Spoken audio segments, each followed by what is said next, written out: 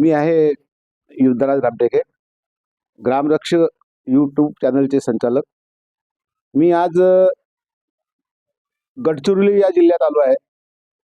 Proper गडचिरोलीला एक कुटुंब आहे आणि त्या कुटुंबाचं ज्या प्रतिकूल परिस्थितीत ते कुटुंब पुढे आलेलं आहे, अशा कुटुंबाबद्दल आपण जाणून घेऊया.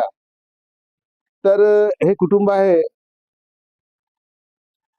मांगली, यवतमाळ जिल्ह्यातील मांगली, तालुका झरी आणि जिल्हा यवतमाळ ह्या जिल्ह्यातील रमाबाई सीताराम पाटील ह्या आता 90 वर्षाच्या झालेल्या आहेत. आणि आमचे पिता सीतारामजी 1982लाच गेलेत आणि त्यांना 3 मुलं, गौतम, उत्तम आणि पुरुषोत्तम, आणि मुलगी नीलवंती. अतिशय लहान वयात असताना, घरची परिस्थिती अतिशय दारिद्र्याची असताना, गरिबीची असताना, शेतीवाडी असं काहीच नसताना त्यांनी मुलांचं उच्च शिक्षण केलं आणि आज त्यांची 3ही मुलं 3 शहरामध्ये, म्हणजे मोठ्या मोठ्या शहरामध्ये, म्हणजे यवतमाळमध्ये, एक नागपूरला आणि एक गडचिरोली, असे 3 बंगले, भव्य दिव्य असे बंगले ते बांधू शकलेत, उच्च शिक्षण घेऊ शकलेत. ही एवढी मोठी प्रगती आहे.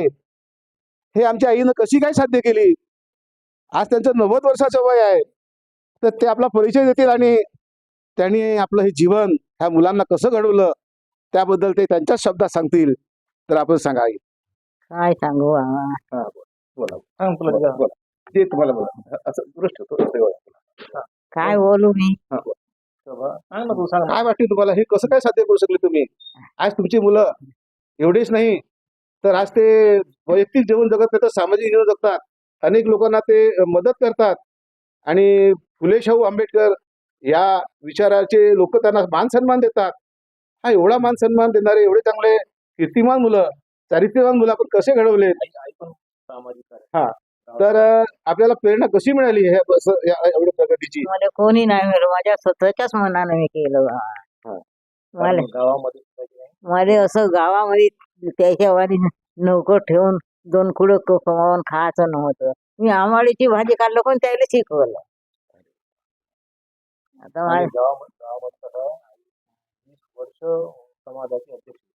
तुम्ही सांगा ना, तुम्ही तुमचं कसं जीवन जगलं? मला आता सांगताच नाही. नाही का? बरं, आज तुम्हाला समाधान वाटते तुमचे मुलं असे? हा, ते तर वाटतेच.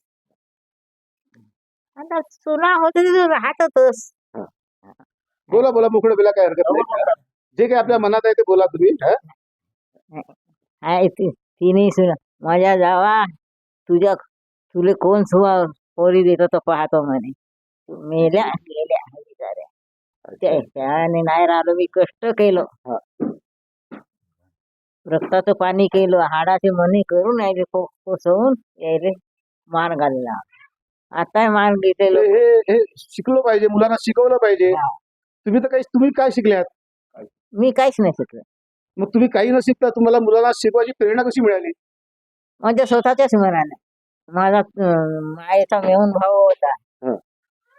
रमाबाई म्हणे तू भीक माग, पोराने शिकव.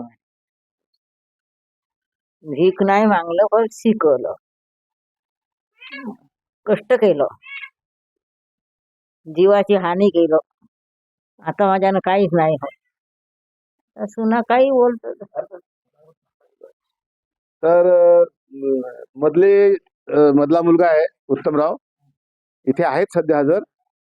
पुरुषोत्तम तर तिकडे मीटिंगला गेला गोव्याला.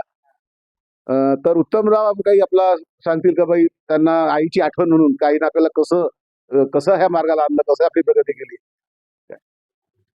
आमच्या आईने फार हाल अपेष्टा सहन केल्या. वडील गेल्यानंतर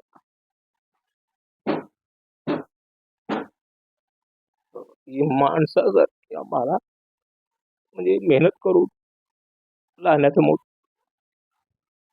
आणि आम्हाला चांगल्या मार्गात आता माझं मन गयो माझ्या असं बोलत आहे. धन्यवाद जय भीम.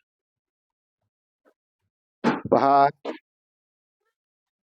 फुले शाहू आंबेडकर बुद्ध या मार्गाने चालणारे कुटुंब आज ह्या प्रगतीला पोहोचलं आणि आज सर्व समाजामध्ये हे कुटुंब एक आदर्श कुटुंब म्हणून मान्यता प्राप्त झालेलं आहे.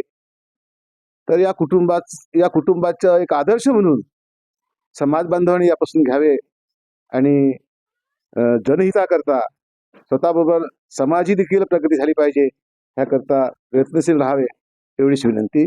धन्यवाद.